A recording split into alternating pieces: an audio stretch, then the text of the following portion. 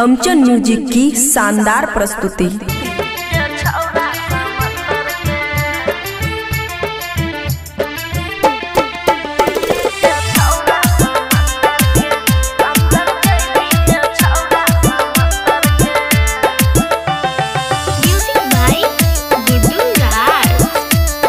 खुशी recording studio बलुआहा।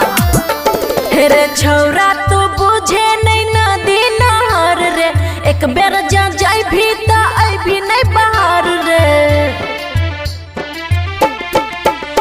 रे छौरा तू बुझे नहीं नदी नहर रे, एक बेर जा जाई भी त आई भी नहीं बाहर रे।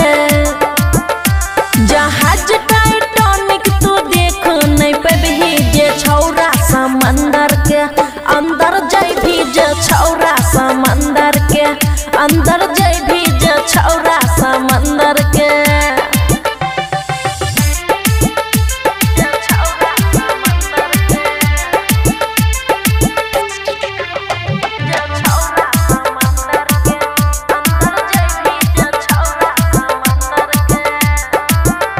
रे कोई साइंटिस्ट नहीं पता लगैतो रे, दुनिया में नाम बाकी अमर हो जैतो रे।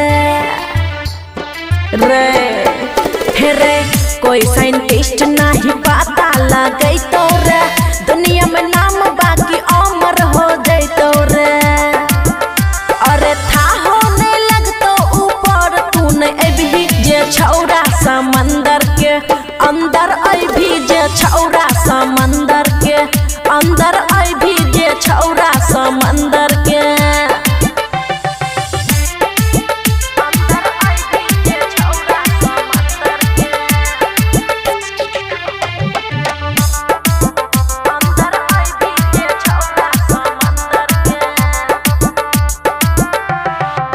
देख लेने छही छौरा खुशी के पावर रे, डूब जत धरती पर जाते उटावर रे। हे रे देख लेने छही छौरा खुशी के पावर रे, डूब जत धरती पर जाते उटावर रे। हे रे लली तो लब जदी बीचे में आई भी जे छौरा समंदर के अंदर जाई भी जे छौरा समंदर के अंदर जाई भी जे छौरा समंदर के। खुशी रिकॉर्डिंग स्टूडियो बलुआहा।